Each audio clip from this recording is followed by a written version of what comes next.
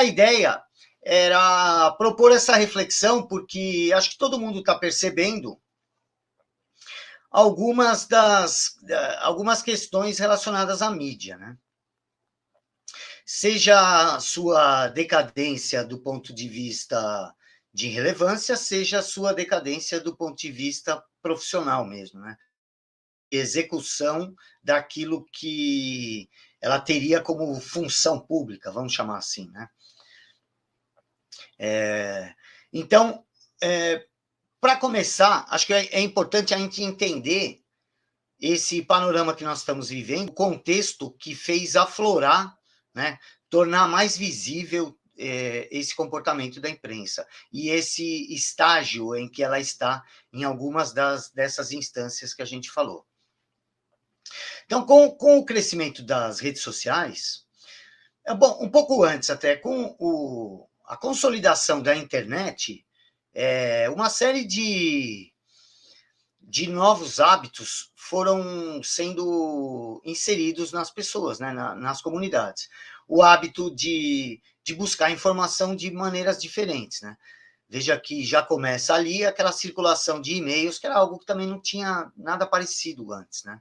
Porque ninguém mandava tanta carta assim, né? Existiam as cartas, mas ninguém ia no correio todo dia mandar 50 cartas para os seus amigos, né? E no e-mail isso passou a ser frequente. Então, a circulação de informações começou a tomar um corpo muito maior do que aquele que era simplesmente concentrado ali, aqui no Brasil, em meia dúzia de grupos de comunicação. E se você olhar nas últimas décadas, isso foi também se afunilando o número, seja nos Estados Unidos, seja na Europa, seja até mesmo em países como o Japão.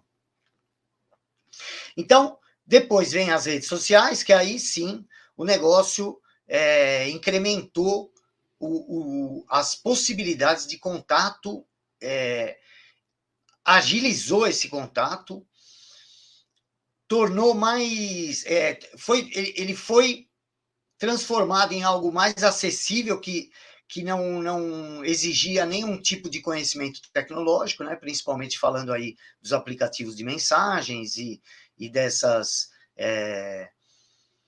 desses perfis públicos, né? Seja das redes sociais, das mais variadas formas, né? Acho que todo mundo consegue entender que isso não se resume ali àquelas 2, 3 empresas, né?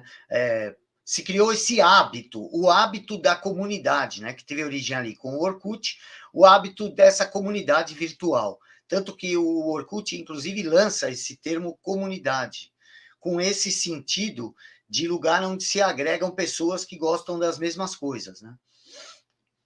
Então, aquilo que aí sim existia, mas de maneira muito mais restrita, que eram esses clubes de aficionados ou de estudantes de temas, né?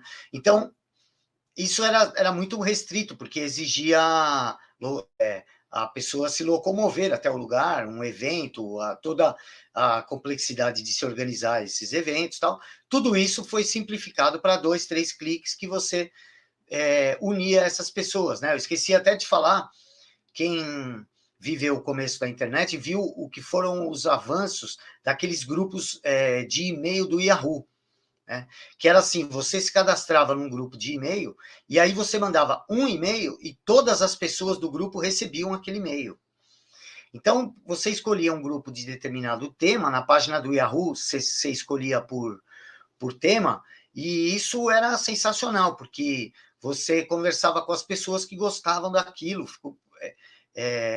Eu peguei isso no começo dessa minha paranoia com privacidade e tudo, e tinham muitos grupos específicos sobre esse tema, e com gente do mundo inteiro estudando o assunto. Me ajudou muito no começo, tá? Então, pulando aí. Então, voltando, agora nós estamos nesse momento que, em primeiro lugar, cai, portanto, a hegemonia do discurso, porque antes eles falavam sozinhos, sem a possibilidade de ninguém retrucar, né? Então, era ali formado por 6, 7 grupos de comunicação, vamos falar primeiro aqui do Brasil. 6, 7 famílias controlavam, assim, os principais veículos de comunicação, aí com 80, 90, até mais por cento da audiência seja na mídia eletrônica, seja na mídia impressa. E a gente circulava aí o quê? Sei lá, 500, 600, não chegava a 1.000 jornalistas, opinadores, eram os chamados especialistas, não se usava esse termo, mas era dado a eles esse glamour de ser um dos poucos caras que podia falar o que pensava, contar alguma coisa. Era muito restrita essa possibilidade de você falar, como eu estou falando agora, deixa eu ver quantas pessoas tem aqui, para 345 pessoas ao mesmo tempo. Muito obrigado, aliás. Era, para quem não é mais novo, assim, você falar para 300 pessoas era uma coisa complicadíssima. Por isso que eu valorizo para caramba até hoje, quando eu estou falando para 100 pessoas. Porque como eu trato minha vida da mesma maneira que eu trato a internet, né? Para mim é a mesma coisa. Eu imagino 100 pessoas numa sala, é gente pra caramba, né? Agora, 350 pessoas. Eu organizava eventos, eu lembro o tamanho que era um auditório para 400 pessoas. É algo intimidador, né? Por isso que eu sempre, antes de começar aqui, já são 122 lives, mas eu sempre começo tenso, né? Porque eu imagino essa cena real aí como comparação. E aí, voltando então, essa possibilidade que as redes trouxeram era impensável, né? Então, se você via um jornalista falando algo que lhe parecia uma grande bobagem, e como você não via uma outra pessoa corrigindo aquilo, porque esse corporativismo hoje é visível, antes não era visível, mas ele sempre existiu. Então, ninguém discordava, era aquele discurso único durante décadas, né? As discordâncias são feitas dentro do espectro permitido, né? Então era uma coisa até monótona. E o principal, né? Vou fazer esse parênteses aqui, porque depois eu vou dividir muito bem as duas atuações, porque cada uma delas tem um modus operandi e uma função específicas, né? Funções específicas. Então, mídia, quando eu uso aqui, eu estou me referindo ao meio que leva a informação, o fato, seja ele qual for, até o público. Então, ele é como meio, né? Então, envolve aqui tanto o jornalismo, né? Ou seja, o meio que leva a notícia ou a opinião jornalística de um lado para o outro. E também, né, o entretenimento, não apenas o jornalismo. Porque o entretenimento, por exemplo, tem lá um jogo de futebol, tem um meio que transmite isso. Tem o meio que produz e transmite uma novela. É nesse sentido que eu uso mídia, tá? Então, quando eu uso a palavra jornalismo, eu estou restringindo. Quando eu uso mídia, eu estou abrangendo o jornalismo e tudo aquilo que pode ser chamado de entretenimento. E nesse caso, a mídia perde a relevância também no entretenimento, e talvez principalmente no entretenimento. Acho que foi até o que foi primeiro.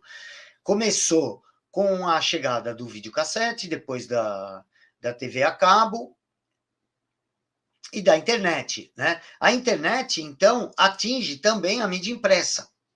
Além de atingir a mídia eletrônica, atinge também a mídia impressa. Então, imagine, por exemplo, quantas horas o YouTube roubou das televisões até hoje. Quantas horas que